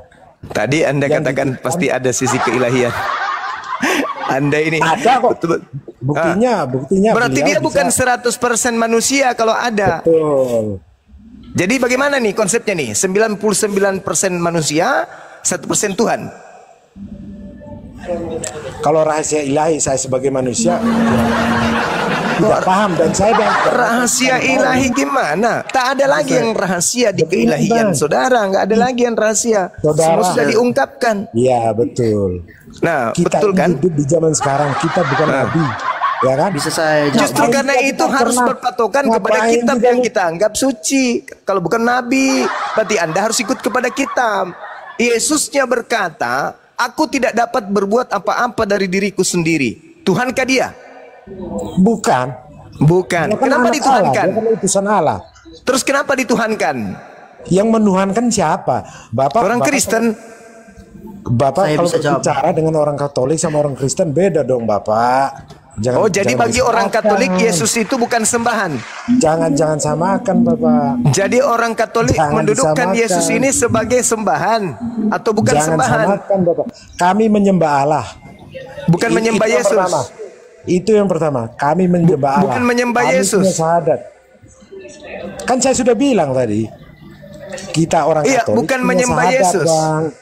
Ya, syahadat itu kan cuma obat kuping aja itu. Obat kuping. Sekarang pertanyaan saya nih, yang terakhir buat saudara. Yesus dan Bapa itu satu hakikat atau beda hakikat? Ayo dijawab dulu. Bapa sehakikat nggak dengan Yesus? Kalau sehakikat berarti mulut doang yang mengatakan dia manusia. Bisa saya jawab Bang? Saya tanya saudara Jose dulu. Yesus dan Bapa itu satu hakikat atau beda hakikat? Matikan kayaknya Bang. Mix saya dimatikan kayaknya. Silakan. Satu hakikat atau beda hakikat antara Yesus dengan Gini bang, saya itu kurang paham soal agama sih. Cuma saya percaya Allah Bapa, Yesus Kristus, Maryam, itu aja. Dan saya satu hakikat nggak Yesus dengan Bapa? Satu hakikat karena beliau bukan Allah. Itu udah aku bilang tadi. Kalian itu punya syahadat itu cuman pakai nipu-nipu. Kalian itu menuhankan anak orang yang keluar dari kubur. Oh gitu ya. Makanya saya katakan di dalam agama Kristen itu ada dua Kristus. Kristus yang asli mengatakan apa? Hidup kekal itu adalah mereka mengenal engkau satu-satunya Tuhan yang benar. Tapi gini bang, kira-kira Yesus dikenal sebagai apa? Dari segala pembicaraan live kan. Bang Jose dengarkan dulu Bang Jose. Anda cuma mencari tahu, mengkorek tentang apa Alkitab. Bang Jose. Terima kasih Bang Afida. Saya menjelaskan tentang apa yang Yesus ajarkan. Hidup kekal itu adalah mereka mengenal engkau satu-satunya Tuhan yang benar. Ada berapa? Satu atau dua? Satu-satunya. Nah pada saat satu-satunya itu, Tuhan yang benar itu, Yesus sendiri berada di mana? Dan mengenal Yesus Kristus yang engkau utus. Berarti hidup kekal mengenal Yesus sebagai apa? Utusan Tuhan atau Tuhan? Ayo jujur. Jadi Yesus itu dikenal sebagai utusan Tuhan, baru bisa masuk dalam surga. Satu-satunya Tuhan itu adalah Dia yang mengutus Yesus. Berarti Yesus sang utusan dan Bapa sang pengutus itu beda hakikat kawan. Ya inilah kenapa saya mengatakan ada dua Kristus. Kristen menggabungkan antara Kristus yang utusan Tuhan dengan Kristus yang adalah Tuhan yang datang kepada Paulus. Kalian terciduk menyatukan dua Kristus yang berbeda dengan dipaksakan. Akhirnya apa? Akal mati. Pemikiran yang cerdas dihilangkan. Masakan ada kemudian manusia yang tidak bisa berbuat apa-apa sehakikat dengan pencipta yang maha kuasa? Itu kan menurut Anda. Itu menurut Bible. Enggak, itu menurut Anda, bukan menurut Bible. Yesus. Pada saat Tuhan satu-satunya berdiri sendiri pada ketuhanannya, Yesus sendiri itu sebagai menurut apa? Anda. Itu menurut menurut Anda. Yesus dia duduk Enggak. sebagai apa? Itu menurut Anda. Ketika itu menurut Tuhan Anda sendiri, karena Anda jangan emosi ya. Saya berbicara pakai data, kawan. Yohanes 17 nomor 3. Kata Yesus, hidup kekal itu adalah mereka mengenal Engkau satu-satunya Tuhan. Yesus sebagai apa pada saat Tuhan ini sudah ditunjukkan, sudah didudukkan pada hakikat yang sesungguhnya? Yesus di mana? Dan mengenal Yesus yang Engkau utus. Enggak, kira-kira Anda dengan begini Anda naik surga atau gimana Anda ini? Yesus mengatakan, beritakanlah Injil kepada seluruh makhluk. Saya mengambil bagian itu. Saya beritakan Injilnya Yesus kepada Anda yang selalu mengedepankan Injilnya Paulus. Ingat saudara, Paulus sendiri mengatakan, Paulus sendiri mengatakan dalam 1 Galatia 1 nomor 15-16. Apabila ada orang yang memberitakan Injil selain daripada Injil yang aku beritakan, maka terkutuklah dia. Sekarang pertanyaan saya, apakah Injil Yohanes dan surah-surah Paulus itu sama? Ya enggak sama lah, Pak. Enggak sama. Berarti apakah Anda percaya dengan Injil Yohanes? Apakah Anda percaya dengan Injil Yohanes? Ya percayalah. Berarti Anda dikutuk oleh Paulus, karena Paulus mengatakan terkutuklah orang yang menerima Injil selain daripada Injil yang aku beritakan. Anda percaya kepada Injil Yohanes, Anda terkutuk. Anda percaya kepada Injil Matius, Anda terkutuk. Selamat, Anda dikutuk oleh Paulus. Paham sampai sini? Bang, sorry bang. Mau Injil menurut ini, Injil menurut ini, mereka itu nggak bisa. Anda membantah dalil kita berarti. Paulus sendiri yang mengatakan. Makanya beragama itu pakai akal supaya Bible tidak bertentangan dengan otak. Harus Anda mendudukkan apa yang tertulis dalam Bible Anda sebagai patron beragama, bukan cuma doktrin. Kalau doktrin tai ayam pun bisa Anda sembah. Ya iya dong. Amsal 3 nomor 5. Amsal 3 nomor 5, Anda harus mendudukkan berdasarkan firman Tuhan, jangan berdasarkan pendapat sendiri. Itu dalil.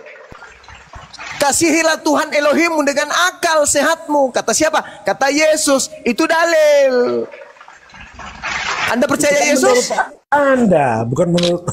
Selalu menurut saya. Anda percaya Yesus? Kalau Anda percaya Yesus, maka Yesus mengatakan apa? Kasihilah Tuhan Elohimmu dengan akal budi. Jangan dengan pemahaman sendiri. Paham sampai sini? Ya paham lah. Udah, syukurlah. Terus?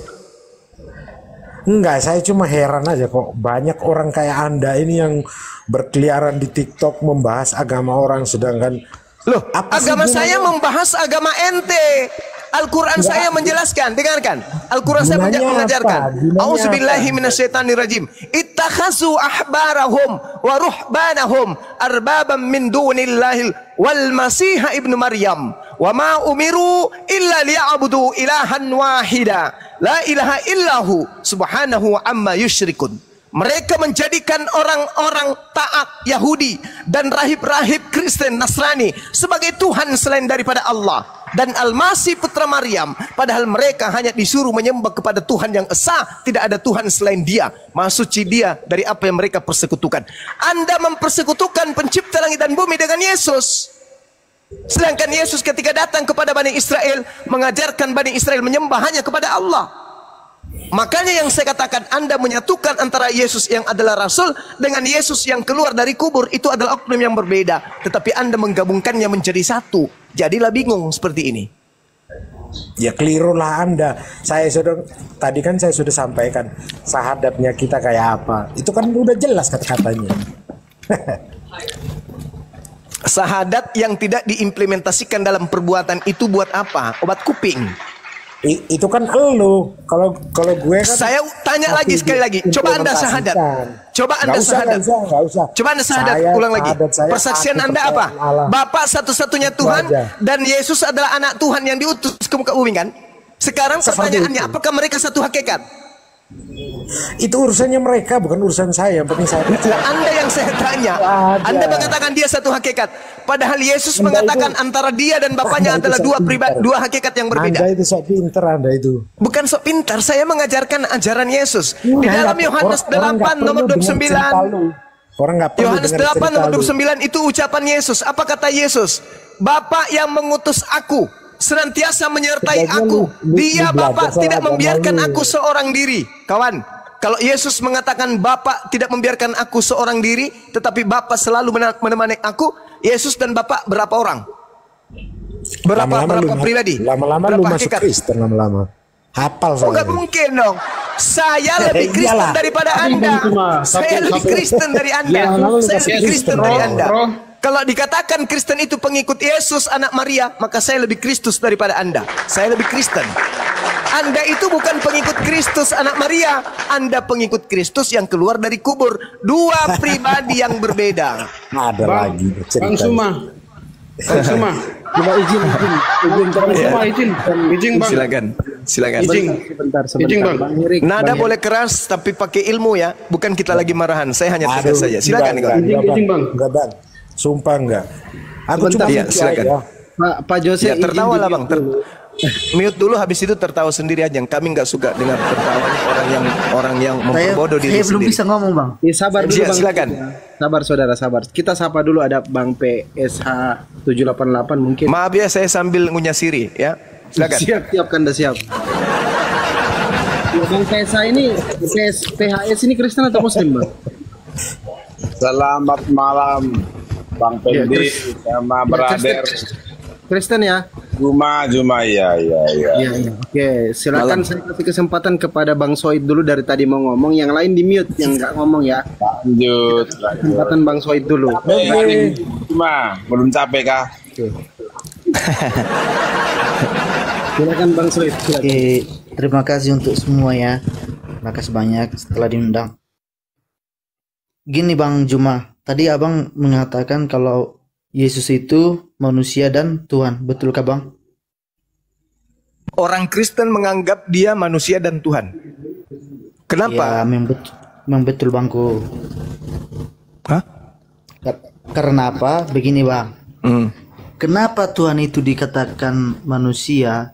Gini Bang, karena Tuhan itu Bang lahir dari seorang ibu, ya kan? Mati meja. Dan Tuhan itu Bang mengalami rasa. Kok ketawa Bang? Dijawab ketawa. Anda ngerti Tuhan nggak? Dengar Bang, enggak, makanya biar saya jawab di sini. Definisikan Bang. Tuhan dulu deh. Tuhan itu apa? Oke. Tuhan adalah Bang, ini Bang, dengarlah Bang. Biar saya jawab semua ini Bang. Ini kan saya jawab kan dipotong. Definisi Tuhan dulu, definisi Tuhan dulu. Dengar Bang. Tuhan adalah. Dengar dulu Bang. Kan saya jawab dulu, tapi ini kita berkata di dunia ini. Kenapa enggak, supaya enggak Yesus itu Tuhan? Telinga Kenapa saya Yesus itu mendengarkan manusia? agak rancu, agak unik, aneh. Tuhan yang dilahirkan, maksudnya gimana itu? Bukan Tuhan adalah. Dengar, makanya dengar Bang. Lahir di zamannya Nabi dipotong-potong Musa, Abang ini. paham semua. Zuma lahir di zamannya Nabi Musa, makanya paham semua. Enggak kayak potong-potong. Gitu. Bang Jose. Saya ngomong dulu Bang, baru dipahami. Sebentar.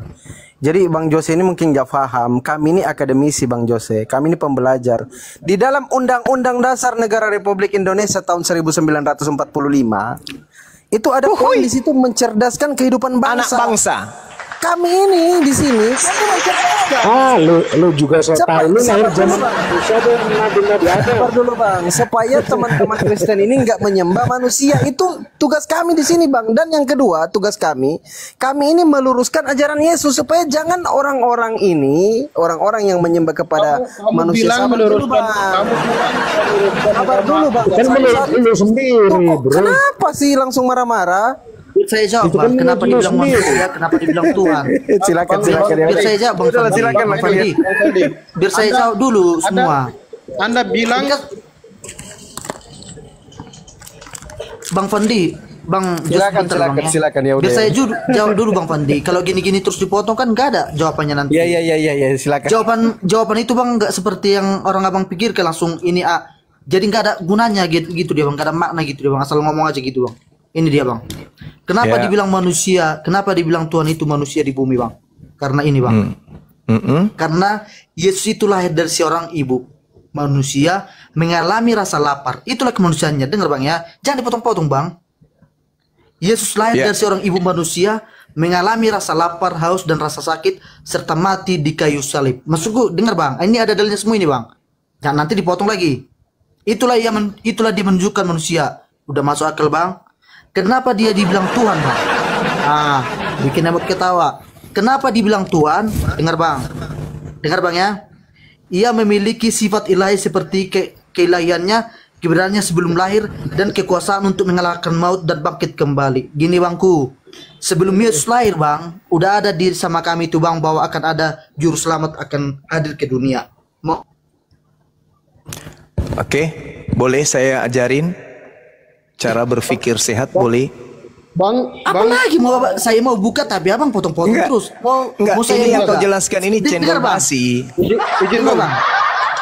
Saya menghargai mereka pendapat semua itu lahir di zaman Nabi Adam, makanya paham semua. Bang, kami ini belajar Bang, kami belajar, kami sampai ke zaman Nabi Musa karena kami dikasih akal sama Tuhan. Lu hidup di zaman Nabi Musa, makanya. Bang Jose dengarkan coba Bang Jose dengarkan. Ini satu ya.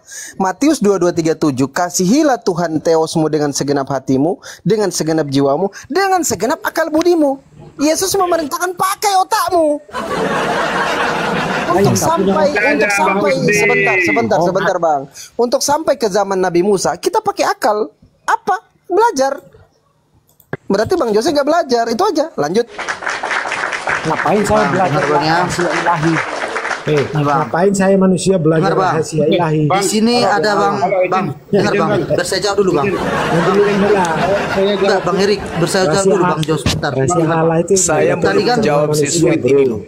Berikan saya waktu. Itu sulit sekali. Manusia mau kayak apapun nggak bisa memahami, mencerna. Enggak Bang Jos. Dengar Bang. Enggak, biar kita buka Bang. Maksudnya biar ada dulu ditanggapi dulu sama Bang Zuma dong. Satu-satu dong saudara-saudaraku yang Kristen. Dengar Bang ya. Dengar Bang ya. Ditanggapi dulu. Biar nyambung yang tadi itu Bang. Biar nyambung tadi yang saya jawab tadi Bang. Bang Eri. Gini Bang. Sabang Bang Erik ya habis ini Abang ya. Di sini dikatakan tadi kan udah saya katakan bahwa akan ada berita Injil bahwa Yesus akan turun ke bumi. Itu udah ada Bang. Sebelum Yesus lahir pun di bumi ini udah ada itu bahwa Yesus itu akan lahir ini Bang. Ini ada dalilnya Bang. Abang buka sendiri Bang. Bisa ditampilkan di situ Bang. Langsung pasti Bang. Lukas 2 nomor 11 lahir. Bukan, salah Bangku. Salah Majang. Lukas 1:31 ayat sampai 35. Lukas 1:31. Dengar Bang ya. Sesungguhnya engkau akan mengandung dan akan melahirkan seorang anak laki-laki dan hendaklah engkau menemani dia Yesus. Ia akan menjadi besar dan akan disebut anak Allah yang maha tinggi. Sorry Bang, turun dulu. Dan Tuhan Allah akan mengaruniakan kepadanya tahta Daud, bapak leluhurnya. Dan ia akan menjadi raja atas kaum keturunan Yakub sampai selama-lamanya dan kerjaannya tidak akan berkesudahan. Kata Maria kepada malaikat itu, bagaimana hal itu mungkin terjadi? Ini Maria berkata malaikat, bagaimana hal itu mungkin terjadi? Karena aku belum bersuami. Dengar, jawab malaikat itu kepadanya, Roh Kudus. Ini Bang berkata Roh Kudus akan turun atasmu dan kuasa Allah yang maha tinggi akan menaungi engkau. Sebab itu anak yang engkau lahirkan itu akan disebut kudus, anak Allah. Oke, Bang Soid izin udah ya. Itu jadi dengar Bang. Saya jawab Bang. Udah ditangkap poinnya, materinya itu sudah lama dibahas. Untuk tambahkan dari. Baik, silakan Bang Herik disampaikan dulu silakan. Tambahkan saja, sebenarnya Tuhan mengutus Yesus ke dunia karena kasihnya yang besar kepada umat manusia. Misinya Yesus di sini adalah untuk menyelamatkan umatnya dari dosa dan memberikan kehidupan yang kekal pada kita semua yang percaya kepadanya. Jadi seharusnya kita misalkan memahami dalam hal-hal seperti itu. Jangan kita misalkan kesalahan memang kesalahan, melakukan kesalahan, tapi membenarkan itu tidak ada ujungnya Pak. Itu kita harus memahami dalam hal itu. Oke. Bisa pada pasang kuping. Saya yang lain di mute jelaskan dulu ya. Jadi gini kawan. Saya bisa bertanya bang. Saya tanggapi dulu cendol yang tadi Anda paparkan itu. Enggak, maksudnya saya bertanya bang. Bang Juma udah percaya kalau Yesus akan datang ke dunia bang? Dari ayat ini. Nanti dijawab. Nanti dijawab. Oh, yang disebut Rasul, apalagi Rasulullah, itu pasti adalah utusan Allah dari langit turun ke bumi. Gak usah ragukan itu. Kami percaya Yesus datang nanti kedua kalinya untuk menghakimi kalian yang terdakwa ini. Gak usah ragukan itu. Yang jadi masalah di sini, pemahaman tentang Kristus itu ada dua. Kristus yang bukan Tuhan dan Kristus yang Tuhan. Kristus yang Anda tuhankan itu bukan Kristus anak Maria. Itu Kristus yang berbeda. Kristus anak Maria ketika dia datang, murid-muridnya menerima semua pengajarannya dan murid-muridnya percaya kepada Yesus ini. Percaya sebagai apa? Sebagai Tuhan kah atau sebagai utusan Tuhan?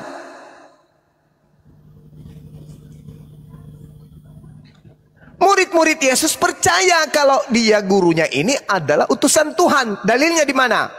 Yohanes 17 nomor 8. Segala firman yang engkau berikan kepadaku, semuanya itu telah aku sampaikan kepada muridku. Dan mereka percaya. Setelah menerima firman itu mereka percaya bahwa engkaulah yang telah mengutus aku.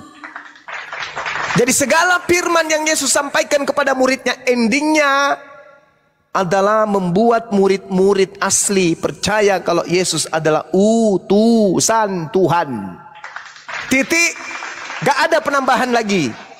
Yesus bersaksi kemudian, siapakah aku ini? Kalau kesaksian kalian saya tidak percaya, tapi ini Yesus yang bersaksi tentang dirinya. Yohanes 5 nomor 36. Ada kesaksianku yang lebih penting dari kesaksian Yohanes Pembaptis, bahwa semua mujizat yang aku lakukan, mujizat itu yang aku lakukan sekarang, dan mujizat itu yang telah bersaksi tentang aku, bahwa aku adalah utusan Tuhan. Hidup kekal itu adalah mereka mengenal engkau satu-satunya Tuhan yang benar, dan mengenal aku adalah utusan Tuhan. Itu Kristus asli, dikenali oleh muridnya sebagai utusan Tuhan. Titik, tutup buku. Kristen muncul belakangan, percaya kepada Kristus yang Tuhan, di mana Kristus yang Tuhan ini memang mau agar orang menyembahnya. Ketika Kristus yang Tuhan ini datang kepada Yesus dalam Lukas 4, apa kata Kristus yang Tuhan ini? Yesus, ya paman, aku akan memberikan segala kemegahan dunia apabila engkau menyembahku. Aku memberikan kuasa di dunia ini seluruhnya apabila engkau menyembahku. Sebab aku punya hak, aku berhak memberikan kuasa itu kepada siapapun. Pertanyaannya, apakah Kristus anak Maria ini menerima kuasa itu? Nehi merica ketum berjahe. Tidak. Berarti kuasa Yesus terbatas, karena dia tidak menerima kuasa dari iblis. Dia mengatakan dalam Yohanes 5 nomor 30, aku tidak dapat berbuat apa-apa dari diriku sendiri. Berarti dia tidak punya kuasa. Kisah para Rasul 2 nomor 22. Orang Yahudi harus tahu, yang kumaksud adalah Yesus Kristus dari Nazaret.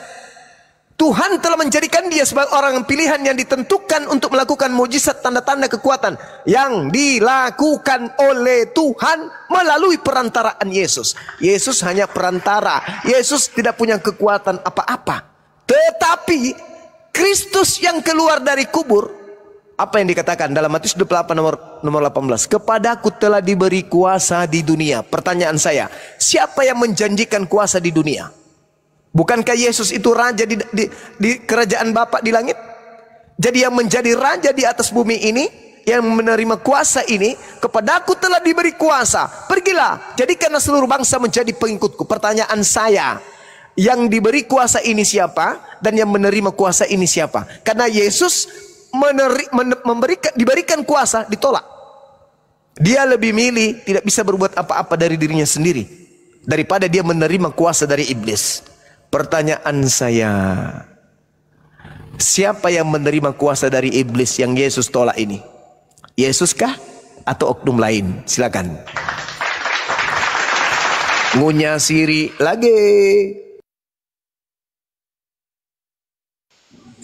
Ada kabur sama pinangnya kan, adekku yang nggak capek-capek ini.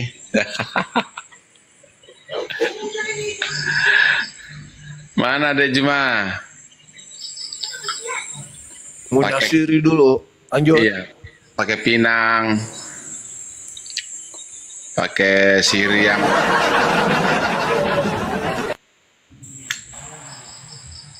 seharian bro, nggak capek ya Dek? Ya silakan teman-teman Kristen yang mau menanggapi silakan. Kalau nggak ditanggapi berarti benar itu yang dinarasikan. Silakan. Tadi Bang Juma mengatakan saya tidak punya kuasa dan saya tidak bisa melakukan apa-apa, kata Bang Juma kan. Dan Bang Juma pun menjawab itu semua dari pertanyaan itu. Kenapa bisa menjawab? Saya bilang karena di akhir itu kan Bang Juma mengatakan setelah ia keluar dari kuburan gitu deh kan. Jadi gini Bang Juma, waktu Yesus masih di bumi Bang, sebelum dia disalibkan atau belum menerima hukuman itu Bang, itu belum ada kekuasaan apa-apa Bang. Itu belum ada kekuasaan apa-apa. Dia itu di situ masih sebagai manusia biasa. Tapi Bang, setelah dia disalibkan, dia itu sekarang akan naik ke surga. Dia akan menunjukkan bahwa dia itulah anak Allah atau Yesus. Mau tahu dari mana Bang ayatnya? Coba Bang buka Matius 27 ayat 51 Bang. Sampai 28 sampai 20 ini Bang ya, biar saya baca ya. Kalau bisa kawan-kawan coba ditampilkan si teksnya kawan-kawan, biar nggak ada kejadian apa-apa ini. Dan lihatlah tabir bait suci terbelah dua dari atas sampai ke bawah dan terjadilah gempa bumi. Ini setelah udah disalib ini ya. Ini mau kebangkitan ini. Ini Abang Juma tadi mengatakan itu sebelum itu masih di cobaan, itu masih manusia biasa ini ya. Ini setelah udah keluar dari kuburan. Ini makanya Bang Juma tadi menjawab itu. Dan lihatlah tabir bait suci terbelah dua dari atas sampai ke bawah dan terjadilah gempa bumi dan bukit-bukit batu terbelah dan kuburan-kuburan terbuka dan banyak orang kudus yang telah meninggal bangkit. Dan sesudah kebangkitan Yesus, mereka pun keluar dari kubur lalu masuk ke kota kudus dan menampakkan dirinya kepada banyak orang. Kepala pasukan dan prajurit-prajuritnya yang menjaga Yesus menjadi sangat takut ketika mereka melihat gempa bumi dan apa yang telah terjadi, lalu berkata, sungguh ia ini adalah anak Allah. Di situ dia Bangku, setelah dia apa tadi ya. Dan ada di situ banyak perempuan yang melihat dari jauh, yaitu perempuan-perempuan yang mengikuti Yesus dari Galilea untuk melayani dia.